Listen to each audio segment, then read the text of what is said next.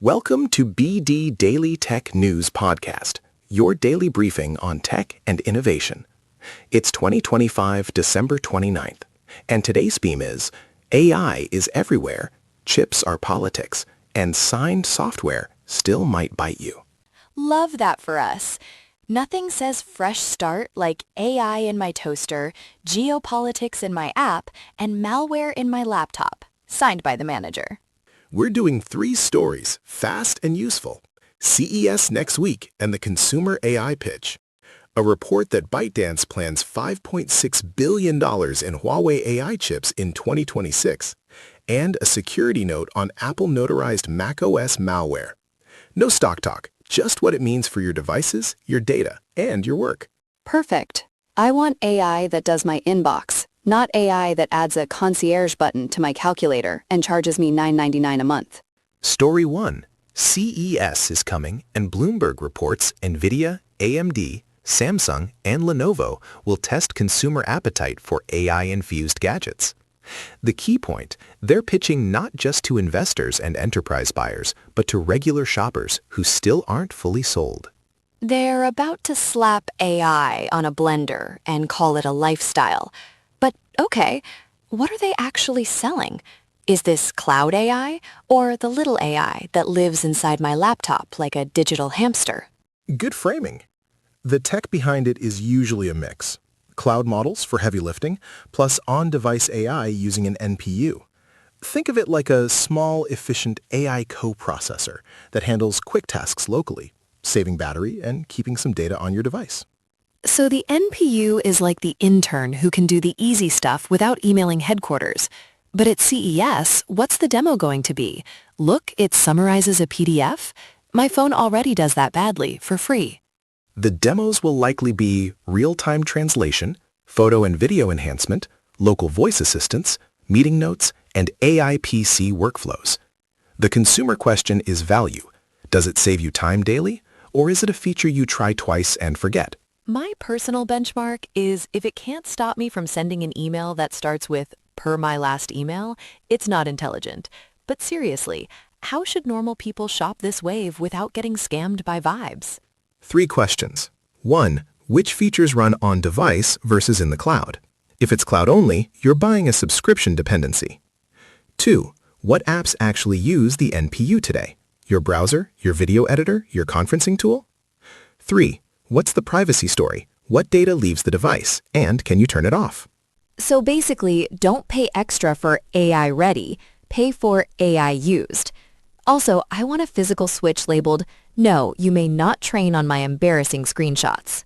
Exactly. And watch for the hidden cost. If the best features require an account, a monthly fee, or constant internet, the hardware headline is misleading. CES is where we'll see whether AI in consumer devices becomes a must-have or stays a marketing layer. Okay, story 2. This one sounds spicy. ByteDance buying Huawei AI chips? Is this like when you can't get the fancy GPU, so you're like, fine, I'll build my own gym at home? Reuters reports sources saying ByteDance plans to buy $5.6 billion of Huawei AI chips in 2026, a big jump from reportedly near zero this year. If accurate, it signals a major shift in where large AI buyers source compute, especially under export controls and supply constraints. I love when tech news becomes who has the chips. It's like a cooking show, but the secret ingredient is national policy. Simple version. Why do chips matter this much? AI models are basically giant math factories. Chips are the factory floor. The more capable the chips and the more of them you can get, the faster and cheaper you can train models and run them for users. If your chip supply is limited, your product roadmap slows down. So if ByteDance can't reliably buy the usual stuff, they're diversifying suppliers. But what does that mean for regular people? Like, will my short videos get more intelligent? That's terrifying. For users, it can mean more AI features baked into apps, editing, translation, recommendations, moderation, because compute becomes more available internally. For developers, it's a reminder that model access may fragment. Different chip stacks can push different software ecosystems, toolchains, and performance quirks. So the future is works great on Nvidia, behaves weird on Huawei, and crashes on my laptop. Cool, cool, cool. Also, $5.6 billion is an amount of money I can't emotionally process. It's huge, and it underlines a broader trend. Compute is now strategic. Companies aren't just choosing chips for speed, they're choosing for availability, policy risk, and long-term supply. That affects where AI innovation clusters and which platforms get the best features first. All right, hit me with the nightmare fuel. Apple-Notarized malware? I thought notarization was like the bouncer at the club. How did malware get a wristband? 9 to 5 Mac highlighted Jamf Threat Labs research about a MacSync Stealer variant distributed inside a malicious app that was code-signed with a valid developer ID and notarized by Apple. That means Gatekeeper, the default macOS protection, had no reason to block it at launch. So the malware showed up with a fake mustache and a real ID. Simple version, what is notarization actually checking? Because it sounds like it's not checking, is this evil? Notarization is more like airport screening than mind reading. Apple scans submitted apps for known malicious patterns and ensures the developer identity chain is in place. But if attackers use a valid signing identity or evade detection at submission time, something bad can slip through until it's discovered and revoked. So the lesson is, it passed the scan is not, it's safe. That is also how I feel about gas station sushi. What should normal Mac users do without becoming a part-time threat analyst? 3 practical moves. 1. Install software from reputable sources and be skeptical of utility apps that promise syncing, cleaning, or cracked features. 2. Keep macOS and your browser up to date.